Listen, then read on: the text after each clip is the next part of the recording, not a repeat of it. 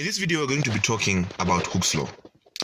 So Robert Hooke was a scientist who found a way of relating the extension a material has to the load that is applied, or to the force that is applied to that material. So Hooke's law states that the extension that is produced is directly proportional to the applied force. But there is a condition, provided that the limit of proportionality is not exceeded. So Hooke's law relates the extension to the force that is applied.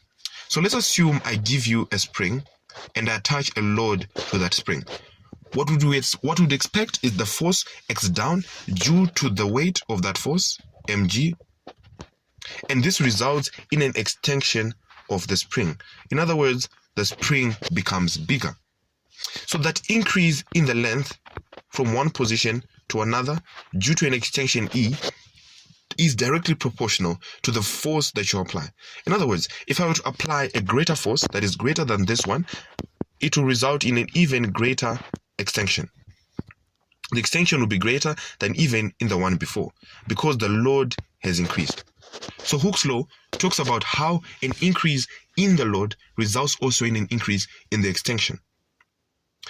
It can be rephrased as F is equals to Kx, where K is the constant of proportionality, which is known as the spring constant, which is different in different materials, as we are going to explain later on. So, looking at this example, we have a load that we are applying to a spring, and that causes what we call an extension. So the load is the weight that is attached to the spring, and the extension is the increase in the length. This increase in the length that has occurred due to this load is what we call the extension. So the limit of proportionality can easily be seen on a graph. So if you're looking at a graph like this point A is what you call the limit of proportionality. In other words, the limit of proportionality is a point whereby Hooke's law is no longer applicable. The extension is no longer proportional to the applied force. So after Hooke's law, that means the proportionality rule no longer applies. So it's a point beyond which the extension is no longer proportional to the force, and our graph becomes a curve. But it is important to note, Hooke's law applies to both compression. Remember, compression is when we apply a force on an object in both directions. So the force causes the object to become smaller. So there's been an extension, but the extension is less. The object has been compressed and the extension is less, so it's negative extension. So it's now smaller than it once was. And if we are stretching the object, that means we are applying a tension, the object becomes longer. So the object stretches, and that extension again will result in a positive extension. That is why we say F is equals to Kx. So the force extension graph is a graph that shows the relationship between the force and the extension. Remember, we've said that this force is directly proportional to the extension. In other words, if I have a force here, it results in extension here. But if I increase the force, it also increases the extension. If I increase the force, it also increases the extension. But at this point, as I've said, this is the limit of proportionality. Beyond this point, it is evident that the graph is no longer proportional.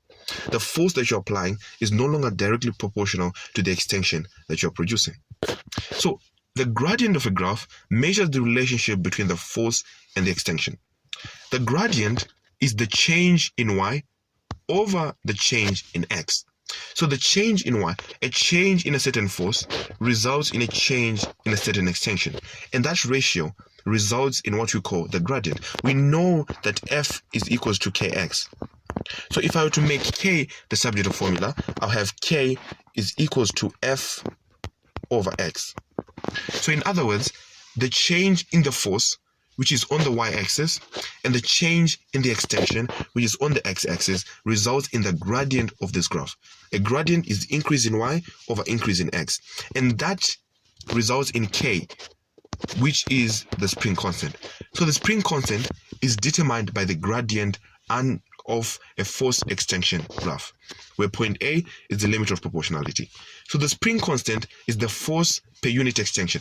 What force results per unit extension up until the limit of proportionality.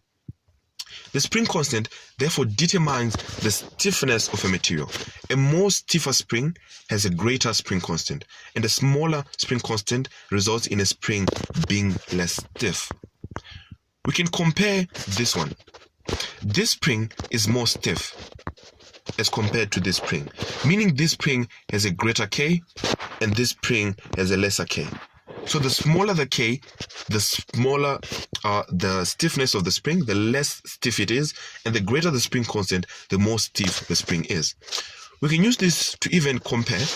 A pen usually has a spring within it, and that spring is less stiff as compared to maybe the spring that you're going to find in a car, or the spring that you're going to find maybe on a truck.